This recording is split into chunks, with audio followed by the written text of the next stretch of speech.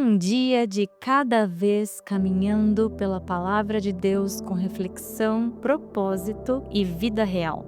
Seja muito bem-vindo ao Bíblia 365 na prática. Hoje é o dia 71 da nossa jornada, dia 12 de março, e seguindo nosso cronograma, os textos são Êxodo 23, João 2, Jó 41 e 2 Coríntios 11.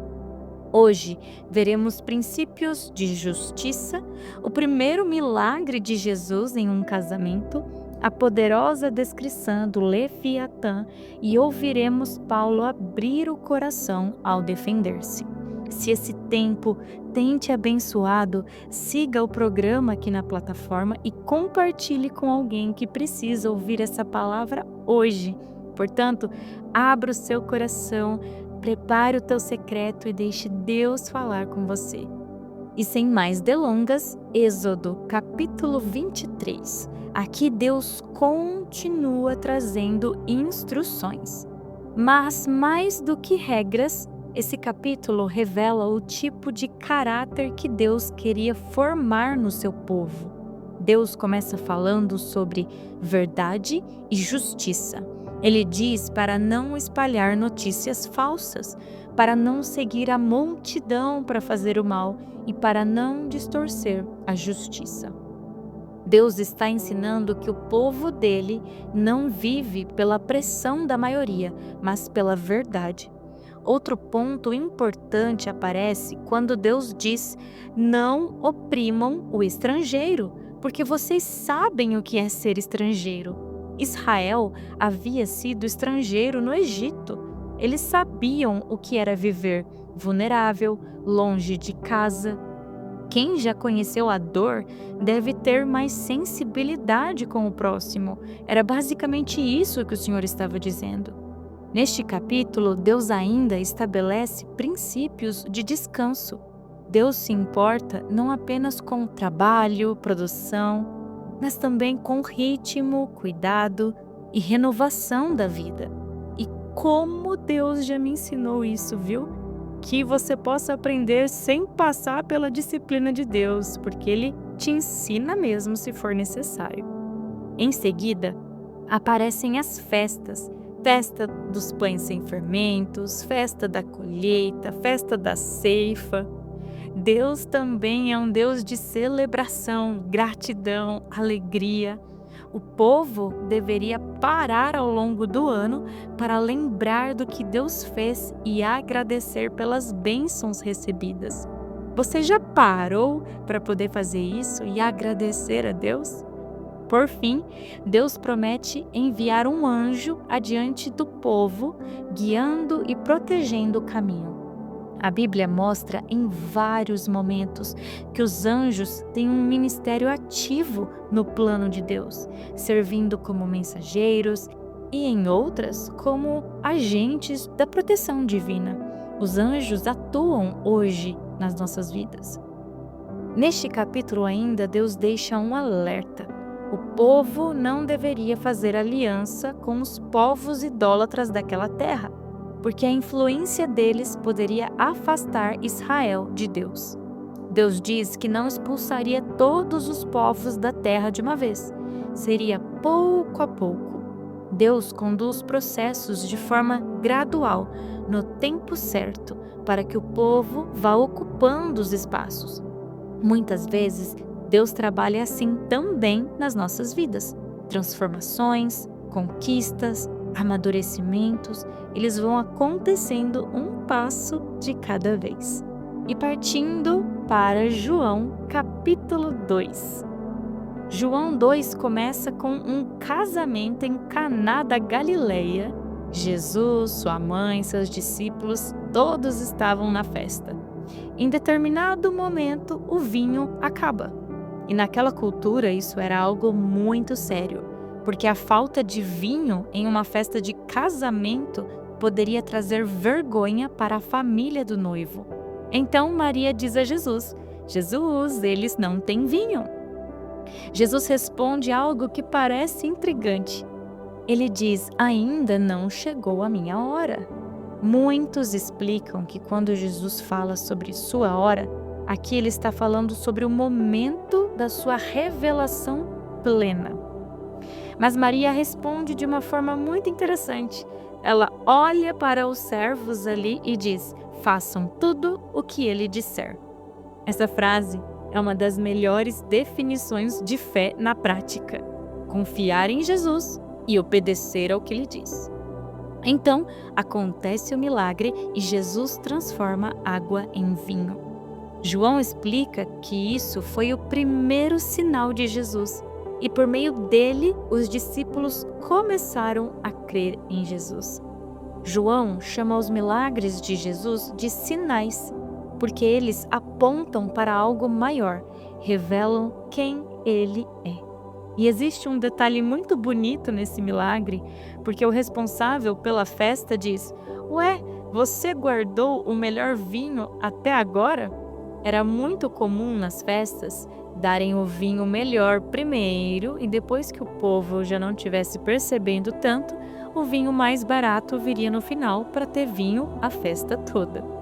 Inclusive, eu quero indicar um livro muito conhecido para vocês.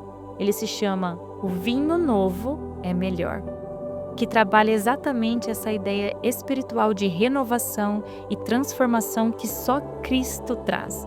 Então leiam este livro, O Vinho Novo é Melhor. Depois vocês me contam.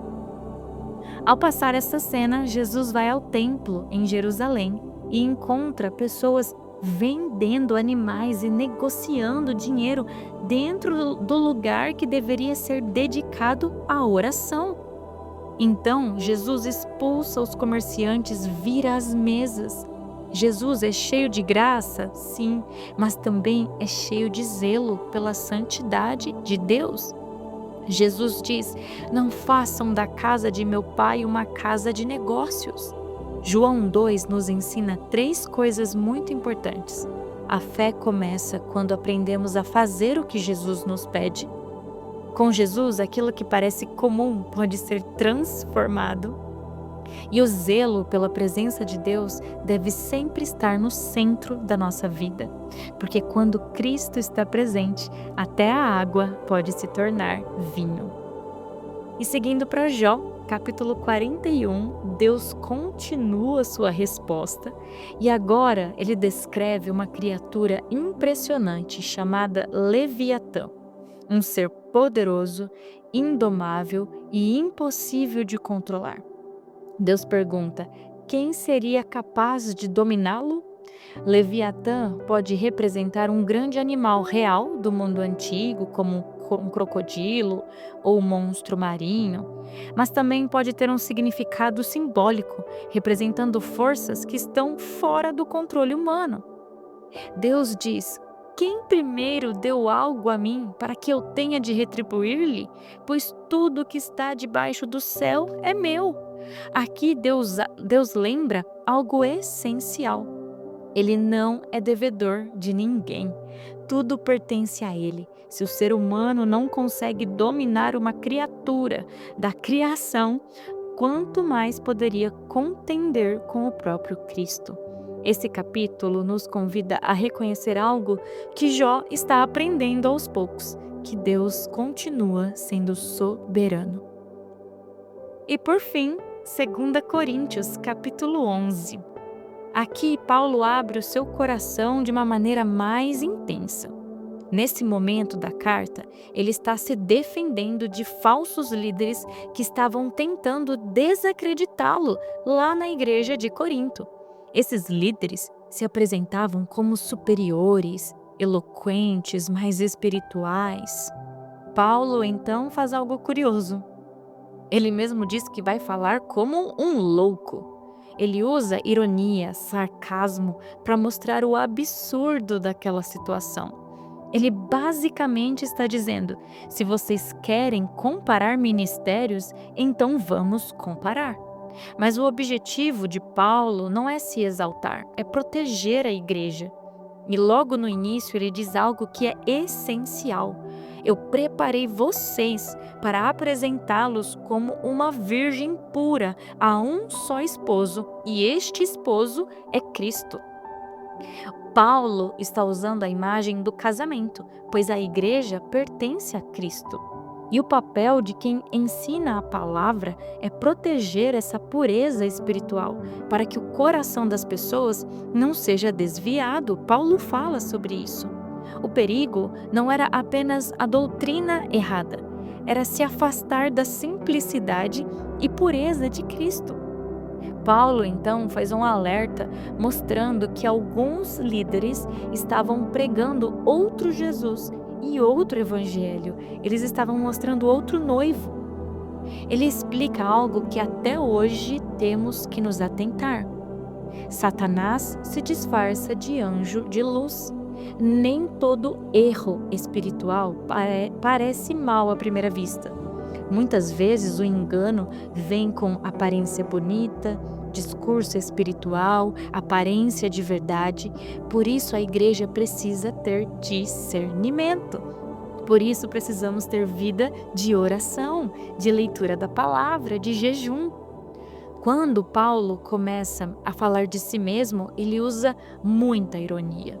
Ele diz: se vocês toleram quem os explora, quem os escraviza, quem os maltrata, então talvez eu tenha sido fraco mesmo para vocês.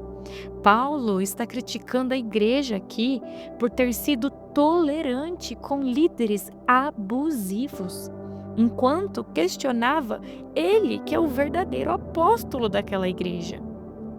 E ao invés de listar títulos ou status, Paulo lista sofrimentos. Ele conta tudo o que passou: prisões, açoites, perseguições, naufrágios, fome, frio, perigos constantes. O verdadeiro ministério não é marcado por status, fama ou poder. É marcado por sacrifício, amor e fidelidade ao Evangelho. O mundo se gloria em força. Paulo se gloria em ter dependência de Deus, porque quando somos fracos, aprendemos a confiar mais profundamente na graça de Cristo. Querido Deus, obrigada pela tua palavra no dia de hoje. Nos ensine a viver com o caráter, com verdade e misericórdia, da maneira que agrada ao Senhor, porque a alegria do Senhor é a nossa força. Que possamos te agradar a cada dia mais, Senhor, em nome de Jesus. Nos ajuda a confiar no teu tempo, na tua soberania. Nos ensine, Senhor, a descansar, a diminuir o ritmo quando precisar, a aumentar o ritmo quando for necessário. Nos ensine a ter um coração simples e puro em Cristo, caminhando em bondade, em graça. Senhor, que a nossa vida possa refletir sempre a Tua glória. Eu oro, Pai, de uma maneira especial, para que em nome de Jesus o Senhor comece a despertá-los para jejuns, orações, tempos de vigília contigo. Eu oro, Pai, para que em nome de Jesus cada pessoa, através da Tua palavra, possa crescer em confiança e começar a fluir nos teus dons, nos frutos do Espírito, Senhor. Em nome de Jesus, eu oro para que ministérios sejam estabelecidos, corações sejam centralizados na tua presença, Pai. Em nome de Jesus, amém e amém. Que Deus te acompanhe hoje. Viva essa palavra na prática. Amanhã seguimos juntos no dia 72 da nossa leitura.